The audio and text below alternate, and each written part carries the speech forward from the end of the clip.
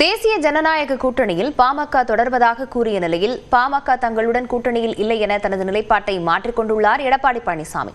நடந்தது என்ன என்பதை இந்த தொகுப்பில் பார்க்கலாம். பாட்டாளி மக்கள் கூட்டணி வச்சோம், இப்போ நீயே வச்ச, இப்போ தேசிய ஜனநாயக கூட்டணியில் அவங்க இருக்கிறாங்க, நிச்சயம் நம்மோட வருவாங்கன்னு நான் எதிர்பார்க்கிறோம். கூட்டணிக்கு வந்தாலும் வரலாறு வரல, கூட்டணியில் இல்ல. பாமக உடனான கூட்டணி குறித்த அதிமுக பொதுச் செயலாளர் எடப்பாடி பழனிசாமியின் இருவேறு கருத்துக்கள் பேசுபொருளாக மாறியுள்ளது. 2026 ஆண்டு சட்டப்பேரவை தேர்தலை ஒட்டி மக்களை காப்போம், தமிழகத்தை மீட்போம் என்ற பெயரில் எடப்பாடி பழனிசாமி சுற்றுப்பயணம் மேற்கொண்டு வருகிறார். அந்த வகையில் அரியலூர் மாவட்டம் ஜெயங்கொண்டத்தில் நேற்று முன்தினம் மக்கள் மத்தியில் பேசிய அவர் தேசிய ஜனநாயக கூட்டணியில் பாமக நீடிப்பதாக தெரிவித்தார். நாங்களும் பாட்டாளி மக்கள் கூட்டணி வச்சோம், இப்போ நீயே வச்ச, இப்போ அவர்கள்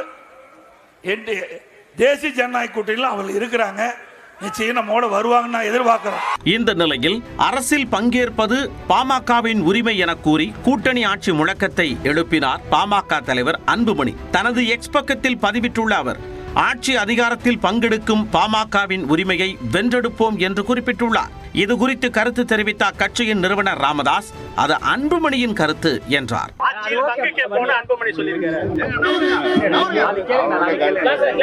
இதைத் தொடர்ந்து சிதம்பரத்தில் நேற்று செய்தியாளர்களிடம் பேசிய எடப்பாடி பழனிசாமி பாமக உடனான கூட்டணி தொடர்பான தனது நிலைப்பாட்டை மாற்றிக்கொண்டார்.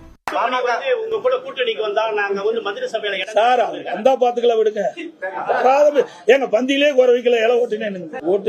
வந்தாலும் வரலாறு வரல, கூட்டணியில் இல்ல.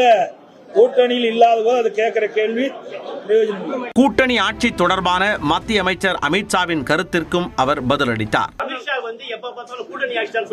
கூட்டணி ஆட்சி இல்ல, எங்களுடைய கூட்டணி ஆட்சி அமைக்கணும் சொல்றோம். இந்த கட்சிக்கு யார் கூட்டணி தலைமை தாங்குது சொல்லுங்க, நீங்களே சொல்லுங்க.